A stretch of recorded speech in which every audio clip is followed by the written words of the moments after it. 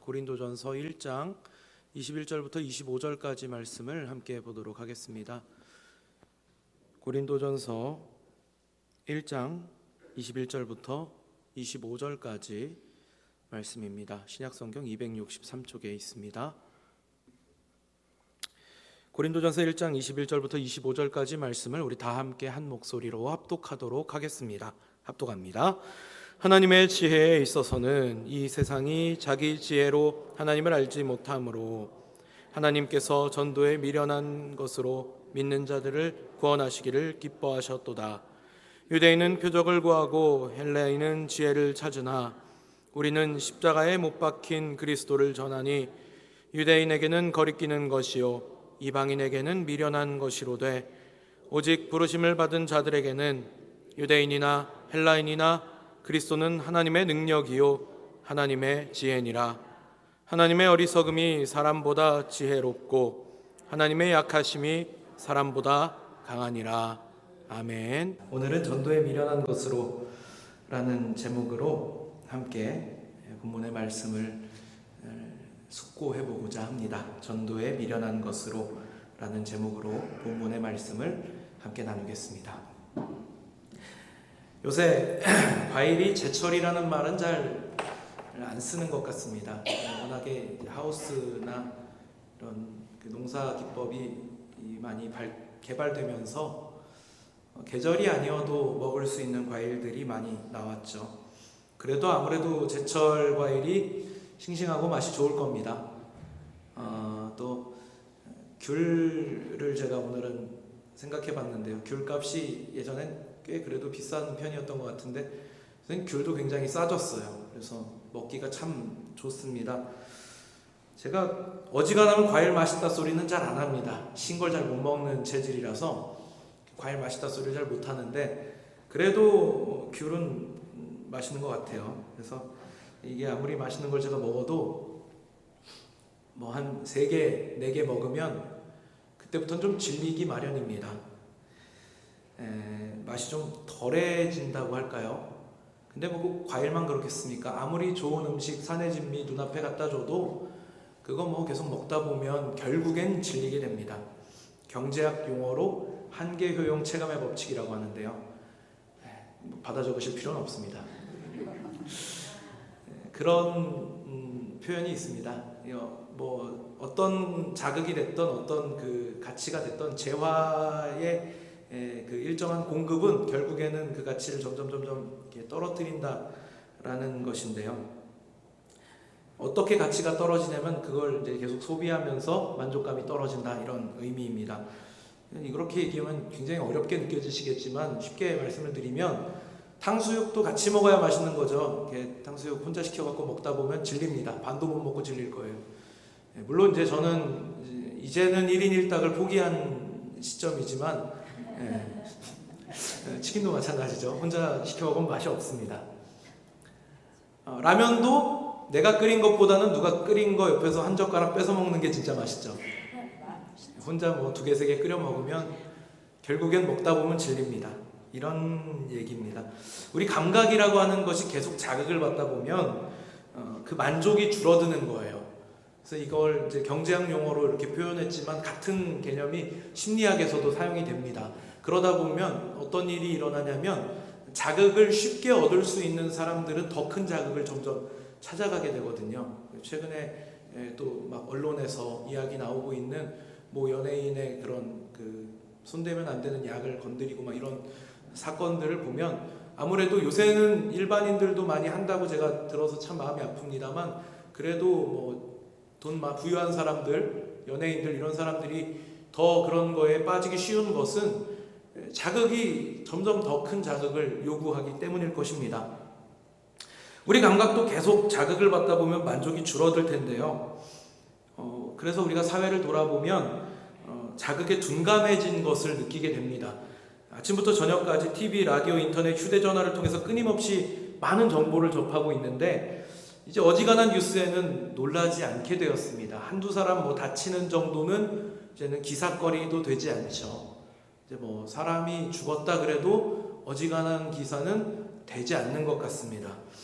1, 2억은 돈같이 느껴지지도 않는 그런데 저는 한 번도 제 손에 쥐어본 적이 없는 액수인데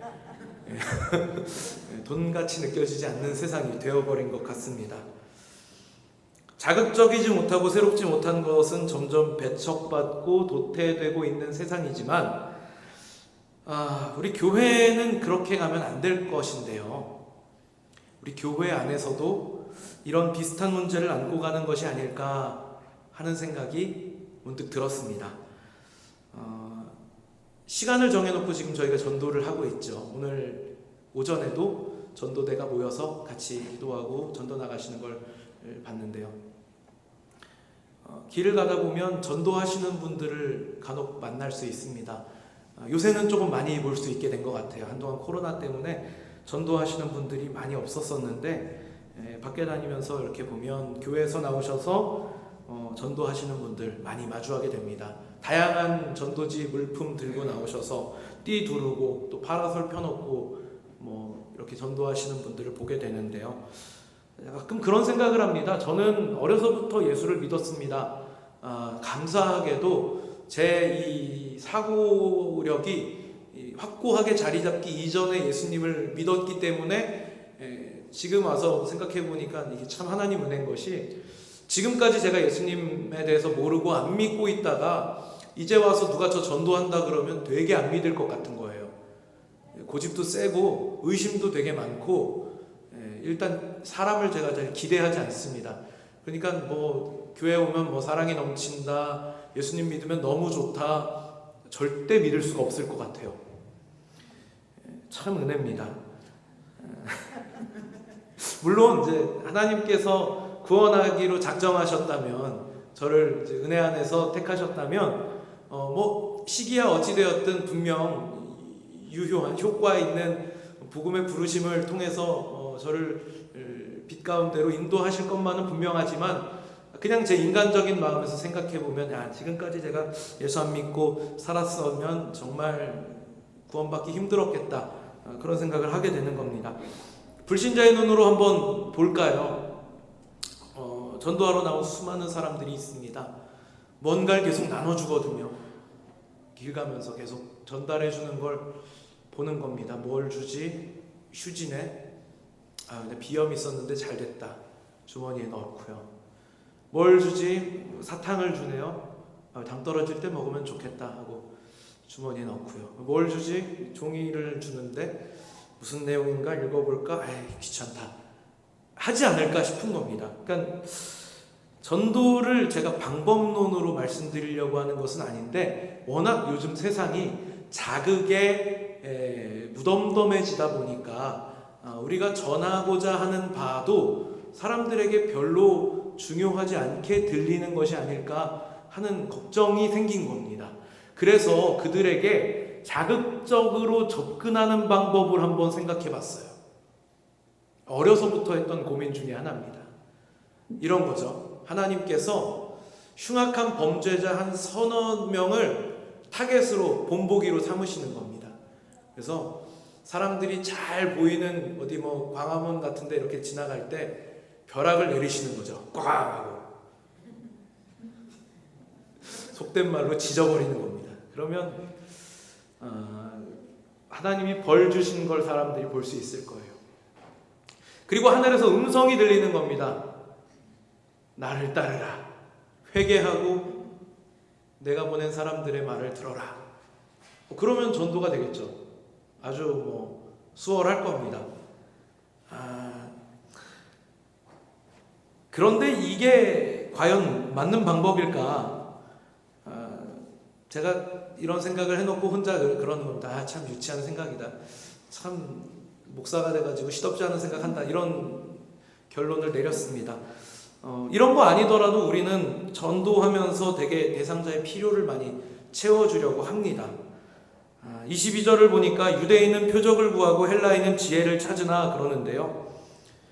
근데 성경이 뭐라고 말씀을 하고 있습니까? 오늘 본문의 내용을 잘 살펴보니까 사실은 사람들이 원하는 건 문제가 아니라고 말씀을 하고 계시는 겁니다. 우리가 이렇게 되면 사실 따지고 들어갈 부분은 있어요. 뭐냐면 예수님은 유대인들한테 표적을 보여주셨거든요. 물론 표적 보여달라고 청하는 유대인들을 꾸짖으시는 경우도 있었습니다만 실제로 유대인들 앞에서 표적을 많이 보여주셨습니다. 병자들 고쳐주시고요, 눈먼 자들이 눈을 떴고요, 걷지 못하는 이들이 걸었고요, 빵 5개 물고기 2마리 가지고 5,000명을 배불리 먹이셨습니다. 배불리만 먹이셨어요? 남았죠. 죽은 사람도 살려내셨습니다. 말씀으로 파도를 잔잔케 하셨고 수많은 일들을 통해서 사람들의 입에 오르내리는 슈퍼스타가 되셨습니다. 제가 요새 시옷 발음이 잘 안 되는 것 같아요. 슈퍼스타가 되셨습니다. 마태복음 11장에 보니까 세례 요한의 제자들이 예수님을 찾아옵니다. 우리가 기다리던 그분이 당신입니까? 아니면 다른 분을 기다려야 합니까? 라고 질문을 하는데요. 마태복음 11장 5절과 6절을 보도록 하겠습니다. 예수님이 이렇게 대답을 하십니다. 가서 이렇게 대답해라. 맹인이 보며 못 걷는 사람이 걸으며 나병 환자가 깨끗함을 받으며 못 듣는 자가 들으며 죽은 자가 살아나며 가난한 자에게 복음이 전파된다 하라. 누구든지 나로 말미암아 실족하지 아니하는 자는 복이 있도다 하시니라. 아멘. 그러면 이 두 구절 안에 가장 중요한 단어가 뭘까요? 바로 복음 전파입니다. 요새는 뭐 그런 거 거의 없습니다만 고대에는 전쟁을 이기고 돌아오는 사람들을 환영한다든지 아니면 뭐 이웃 나라에서 귀한 손님, 뭐 왕이 찾아왔다든지 하는 그런 일이 있으면 그냥 뭐 허접하게 문 열고 들어오는 경우는 없습니다. 몰래 이렇게 조용히 들어오는 경우가 없어요. 떠들썩하게 환영 인파를 거리에 세워놓고 막 꽃가루도 던져주고 그리고 행진하는 행렬들을 막 세워놓고 그리고 뭐 군악대가 막 빵빠레도 울리고 그러는 가운데 이 승전한 개선장군 아니면 뭐 이웃 나라의 중요한 손님이 들어오게 되는 거죠. 그럴 때 울리는 빵빠레, 그게 바로 예수님이 보여주신 표적입니다. 구약의 선지자들이 예언했던 너희들이 기다리고 기다렸던 그 메시아께서 오셨다, 메시아의 본질로 보여주신 게 아니라 그분이 오신다는 신호로서 표적을 보여주신 거죠. 많은 이들이 오해합니다. 예수님이 이 땅에 오셔서 사람들을 고쳐주신 것으로 스스로 그리스도임을 증명하려 하셨다고 오해를 하죠. 아닙니다. 예수님이 사람들을 고쳐주신 이유는 그들을 긍휼히 여기셨기 때문입니다. 그리고 그걸 통해서 죄사함의 역사를 보여주시는 거죠. 그렇지만 예수님은 그러한 사역들을 통해서 당신이 그리스도이심을 보이려고 하신 것이 아닙니다. 예수님은 무엇으로 그리스도임을 보이려고 하셨을까요? 만약에 지금 제가 말씀드렸던 이런 표적들을 통해서 그리스도임을 보이시려고 하셨다면 애초에 40일 금식하시고 나서 사탄이 와서 유혹했을 때 그때 성전 꼭대기에서 뛰어내리시지 않았을까? 저는 그렇게 생각합니다. 오히려 그게 더 효과적일 것 같아요. 사람들에게 당신이 그리스도이심을 보일 수 있는 더 효과적인 방법이 아닐까 생각합니다. 마치 제가 아주 흉악한 흉악범들 한 서너을 표적으로 삼아서 본보기로 그들을 하나님이 벌하시면 오히려 하나님을 믿기가 더 수월하지 않을까라고 생각했던 어리석은 생각처럼 성전 꼭대기에서 뛰어내리시는 예수님이 더 그리스도처럼 보이지 않을까라는 어리석은 생각인 거죠. 실제로 예수님은 그런 방법으로 당신이 그리스도이심을 보이지 않으셨습니다. 예수님은 묵묵히 당신이 지셔야 할 십자가를 지심으로 그분이 그리스도이심을 보여주셨습니다. 이게 오늘 메시지의 핵심일 것입니다. 바울이 고린도 교인들에게 이렇게 말합니다. 유대인들은 표적을 구하고 헬라인들은 지혜를 구한다. 그러나 우리에겐 십자가에 못 박히신 그리스도만 있다. 이걸 전하니까 유대인들이 거리끼는 거예요. 이걸 전하니까 헬라인들은 미련하다고 생각을 합니다. 왜 그럴까요? 유대인들은 자신들이 예수님 못 박았다는 사실을 인정해야 됐기 때문입니다. 그 피를 우리에게 돌리라고 했거든요. 이 이방인들 입장에서는 이것이 이 범죄자가 어떻게 구세주가 될 수 있냐로 이어지는 질문이 됩니다. 그러니까 미련하게 여기는 것입니다. 애초에 설득이 안 되는 싸움을 하고 있습니다. 그러니 우리는 전도라고 하는 이 방법이 굉장히 미련하게 보일 수밖에 없는 것이죠. 그렇지만 이게 진짜 미련한 걸까요? 21절을 볼까요? 오늘 본문의 21절입니다. 하나님의 지혜에 있어서는 이 세상이 자기 지혜로 하나님을 알지 못하므로 하나님께서 전도에 미련한 것으로 믿는 자들을 구원하시기를 기뻐하셨도다. 아멘. 애초에 세상은 하나님을 알 만한 지혜가 없습니다. 하나님이 하시는 방법을 이해할 만한 지혜가 없어요. 그러니까 그들이 보기엔 이게 미련해 보이는 겁니다. 세상이 보기에 미련한 이 전도라는 방법은 헬라어 언어를 보니까요, 케리그마라고 합니다. 케리그마는 선포하다 정도로 이해를 하시면 좋을 것 같네요. 뭘 선포할까요? 복음을 선포하는 겁니다. 예수를 그리스도라고 선포하는 것입니다. 유대인들을 향하여서 너희가 십자가에 못 박았던 그분이 바로 우리가 기다렸던 메시아시다 라고 전하는 것이 선포인 것입니다. 성경에서 말하는 전도는 복음의 선포입니다. 그래서 바울이 우리는 십자가에 못 박힌 그리스도를 전한다 라고 고백하는 것입니다. 전도는 복음이신 예수 그리스도를 전하는 것뿐이다 라는 것이죠. 그래서 유대인들은 거리끼는 말이요, 이방인들에게는 미련한 소리처럼 들릴지라도 우리는 선포해야 한다라는 말씀입니다. 오늘날 많은 교회와 많은 성도들이 전도를 위해서 여러 일들을 하고 있습니다. 그래서 저는 우리가 꼭 한 가지를 기억했으면 하는 것입니다. 우리에게 본질은 예수 그리스도입니다. 예수 그리스도가 곧 복음이시고 그분을 선포하는 일이 전도인 것입니다. 하나님 말씀을 바르게 전하는 일, 말씀대로 살려고 애쓰는 일, 우리는 이를 통해서 예수 그리스도를 증거하고 있는 것입니다. 제가 이렇게까지 했는데 요새 누가 그걸 몰라서 안 합니까? 라고 혹시라도 생각하시는 분이 있으시다면 지금 거의 끝났는데 처음부터 다시 해야 됩니다. 세상은 이걸 미련하다라고 표현합니다. 그러나 세상의 지혜는 하나님을 따라올 수가 없습니다. 하나님의 약하심은 사람보다 강하다고 합니다. 우리가 느낄 때 이게 과연 통하는 방법일까라는 생각이 들지 모르겠지만 그것이 하나님이 정하신 방법이라면 그걸로 해야 하나님이 역사하십니다. 우리는 하나님을 믿고 의지할 수밖에 없습니다. 세상이 워낙 자극적이고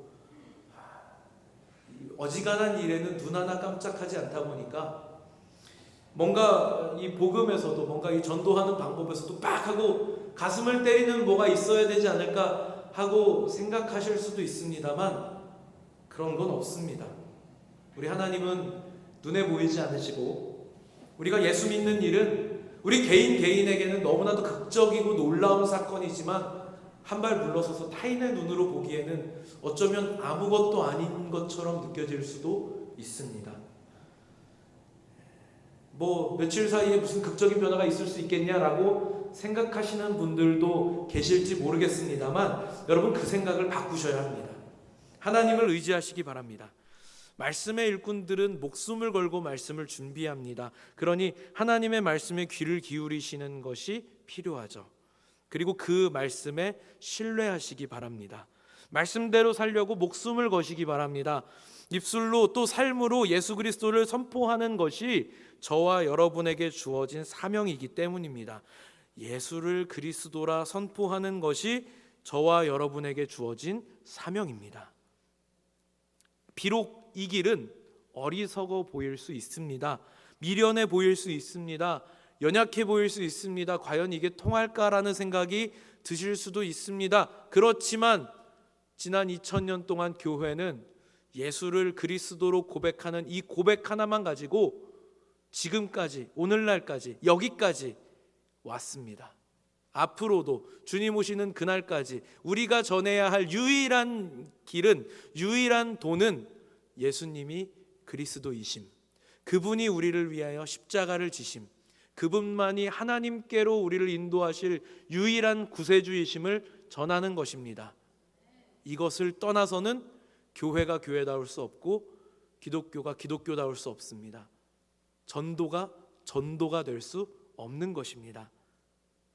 남은 시간 얼마 남지 않았습니다. 뭐 얘기하는 걸까요?